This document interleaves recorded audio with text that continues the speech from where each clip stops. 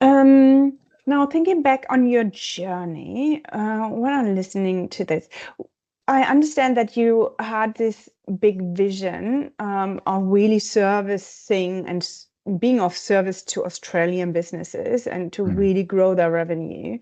It's just 3 years ago or old, but was there a time where you had to recommit to that vision because you were running into a different direction, or you forgot about it? Again, vision versus getting things done on a day-to-day Reality. basis. Yeah. Yes. Yeah.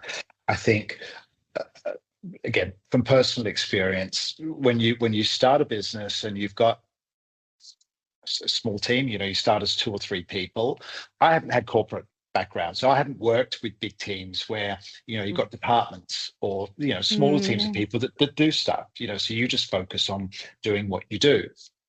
And on reflection, I've I'm a fabulous generalist. I can get involved in everything, any part of the business. If there was an issue and there was no one else to fix it, I'd get in there to try and fix it. I'm not a coder, but I know my way I around know. the I saw you coding. I know my way around. I know my way around. But in saying that, I think just because I can do it doesn't mean I should do it. And I think if there was True. one lesson, So true as a leader, hey? yeah, for anybody listening, is we talk about what are our priorities, and if there's priorities, how can there be priority? So there has to be one thing. Mm-hmm. And you're going to be saying, who is this person that I'm listening to? Okay, I'm Just for listening. pure transparency, Suzanne has coached me for 6 years. 6 years 6 years. now. It's been my absolute honor and a pleasure to be Thank working with you you. on my coaching.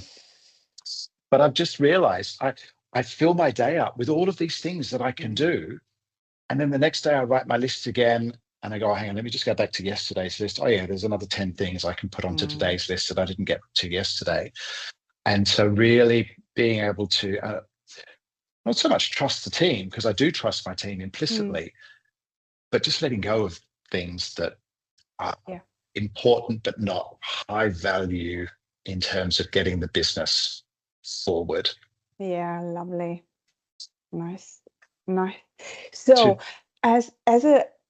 when I'm listening to that, I'm just listening to you as a leader, as a business leader, and you are the CEO, you're the founder of this organization. And if I learned one thing as a career coach, it is, it's people are really not empathetic towards leaders. Leaders have to perform every freaking day. And they nearly can't allow themselves to have a bad day or to make a mistake or, as you said, to be vulnerable at times, because it's tough at times, being a business owner and having the risks of all the business only carrying it on your shoulders, right? Yeah. How do you keep yourself aligned? Are there any rituals, any mindsets, any habits, behaviors, beliefs that keep you centered and keep you or get you realigned and re-energized? Persistence. I'm a fixer. I'm a fixer, a pleaser. I've got a can-do attitude, growth mindset. Of course, I've got all the voices in the back of my head going, no, you can't do that. And what happens if this happens? But at the end of the day, I've still got very much this sort of fixer. Hey, of course, we can help. do that. We can help. I work very much more on my gut than with my brain, with logic. But thankfully, I've got wonderful people that work with logic on the team for me. Oh, wow. I mean, you have lots of logic as well. I learned a lot from you. And I think it's also it's intuition sometimes with you. You feel into what is needed. And I think that's an 100%. underestimated gift. A lot of people can't put their finger on as yet. And that's also conscious leadership, not only using your logic. I mean, you're hugely intelligent. You're running a very successful business, but to have this intuition, to have this Yes. gut feeling, I think that's an X factor which you have. And again, something that's really only come about in the last 6 months. We've spoken about this, and I'm happy to share it because I've shared it with the people involved. But I've said, you know, my leadership team, they are an A team. You know, they're super smart, they're super experienced, they really have made a huge difference to helping grow our business. And I admire them and respect them for the work that they do. And I think for 18 months or so, I've forgotten that these people are part of the team. And I've tried to make myself more like them, because I look at them and I go, wow, you know, you're so detailed and so processed and you've thought it all through. And that didn't serve me. In fact, it actually probably, what's the word I'm looking for? It didn't impact the relationship, but it certainly had an impact on the business dynamic between the three of us. And so I turned around recently and I said, you know what, guys, all of last year, I wanted to be like you. And I was battling with it. Why can't I be like you? More detailed, more processed. And then just one morning, I just woke up and we were probably having a session, and I was like, no, that's why they are here, because they don't want to be like me, and I certainly don't want to be like them. But that's why we make such a great team, because we all bring these strengths here. And now we talk about vulnerability as a leader. We talk about openness, trust, transparency. And I turn around to everybody and say, look, I'm going to come to you all with ideas. You're going to question me on, how do we do this? How do we do this? How do we do this? But what about this? And what about that? And don't forget this and don't forget that. And I'm going to say, cool, well, you guys work that out, because that's what you do. But here's my idea. Yeah, beautiful. Tell me why it doesn't work. But I found myself not wanting to come forward with ideas because I was nervous about getting my mojo, shut down. But then I realized that's such an important part of me, and what's made this business is me and my ideas and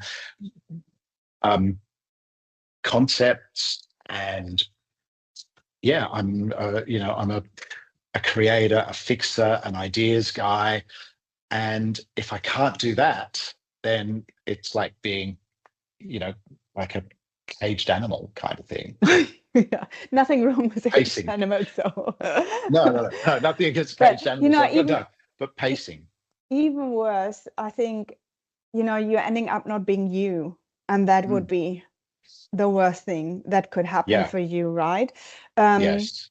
I think this is such a good example of conscious leadership. The reflection you talked about.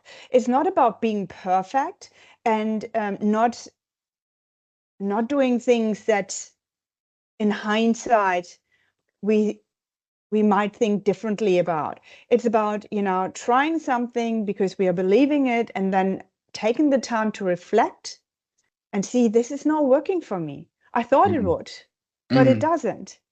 So instead of, trying to be more like them, I really want to be more like me. And I see my limitations, my shadow sides, and I address them consciously, and with my team, being vulnerable and saying, look, I will come up with great ideas, which I believe are great ideas.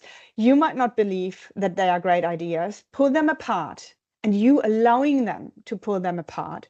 And then saying, okay, fair enough. Maybe from these 100% of my ideas, only 1 or 2 are, good ideas and implementable good ideas. Yeah. And implementable good ideas right now. Yeah.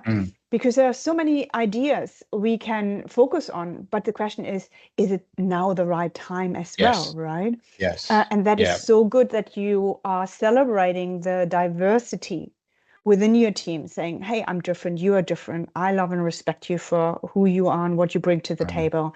But I've tried to be you and it sucks. It's not for Yeah. me. So I'd love to stay me, bringing all my ideas, but I allow you to challenge my thinking. Yes. So powerful, so Yeah. amazing. Thanks for listening to the Conscious Leadership Journey podcast, a space for real stories, conscious growth, and authentic leadership. Stay tuned for more.